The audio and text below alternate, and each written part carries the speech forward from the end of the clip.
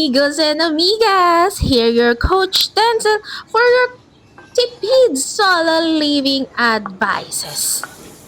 At ngayon nga, nagluluto ako ng aking pagkain dito sa apartment. First time ko sinubukang magluto sa labas, so pagpasensyahan nyo na yan. Yan!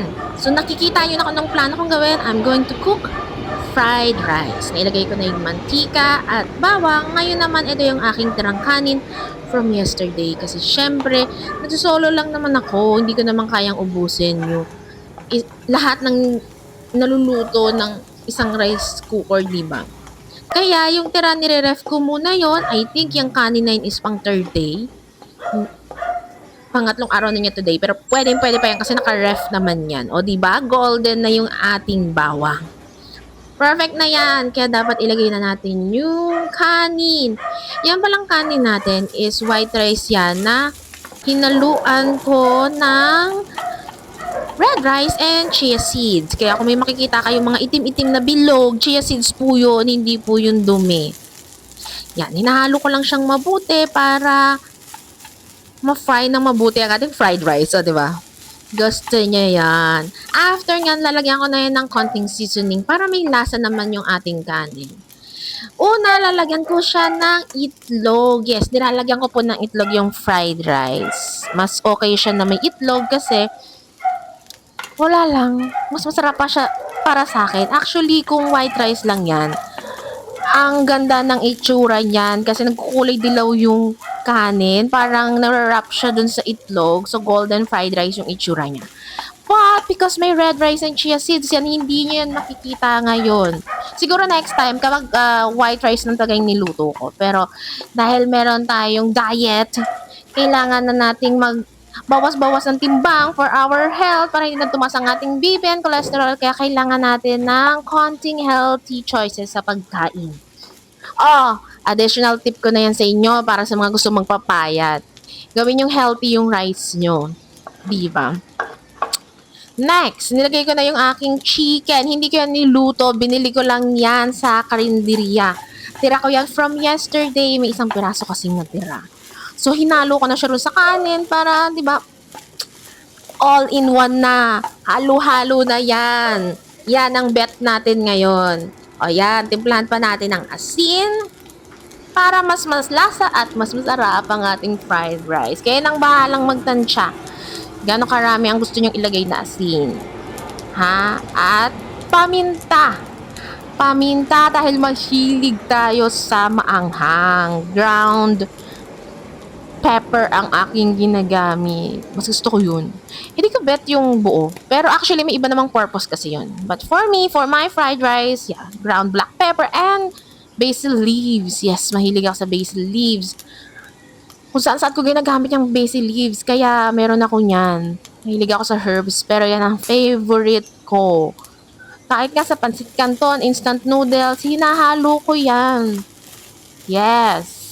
Minsan yung fried rice or fried egg pala, nilalagyan ko ng basil.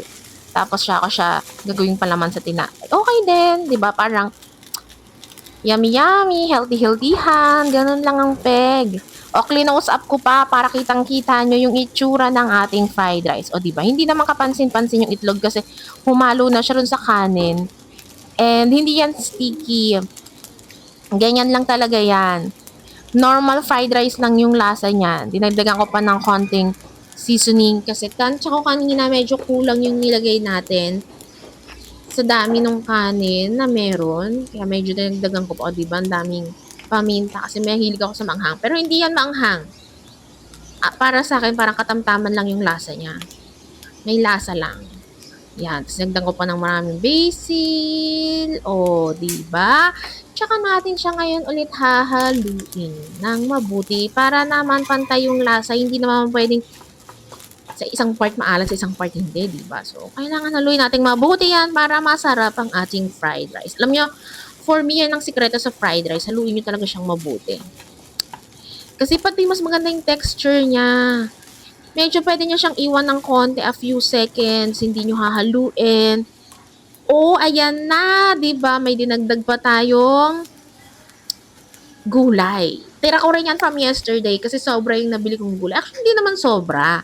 Lagi kasi ako bumibili ng 2 servings of gulay sa karinderya. Eh, hindi ko na nakain yung isa kahapon. Isang beses lang ako kumain kahapon. Oh, bet niyo yan. Oh, mad. Anyway, yan na nga yung tira nating gulay. Adobong sitaw. Chinek ko muna yan kung okay pa. So, very good. Okay pa siya kasi adobo naman siya. Hinalo ko na lang siya dyan sa kanin natin. O, diba? Di mukha na tayong healthy.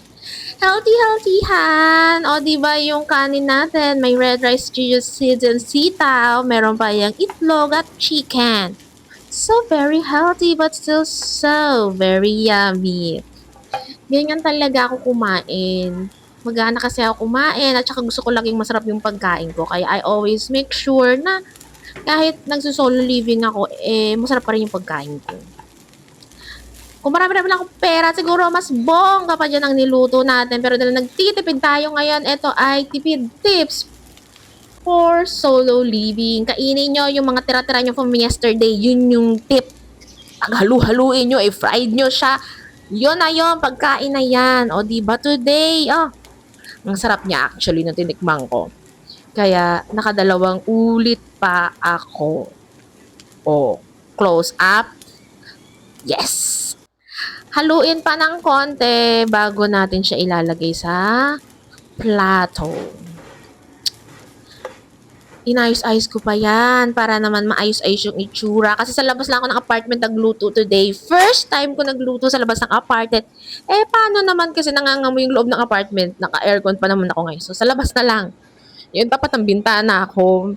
Andyan yung ina-assemble na baybahayan ng aking pusa. Ay, kayang-kaya naman niya yung butane na lutuan. Magagaan lang naman yung nakapatong. So, okay na yon.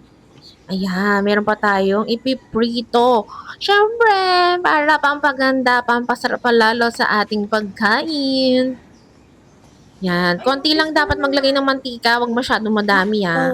Maliban sa mahal na ang mantika, nagmahal na ang lahat ng bilihin. Magtipid-tipid tayo at para sa ating cholesterol hindi masyadong tumaas. O, diba? Meron pa tayong sunny side up. Tinatanggal ko yung shell. Madali naman magtanggal ng shell kapag nalaglag yan sa itlog. Tapos haluan nyo na rin ng isda. Ay, ng isda. Ano? Ayan. Haluan nyo lang ng asin. Konti. Kung gusto nyo may konting lasa.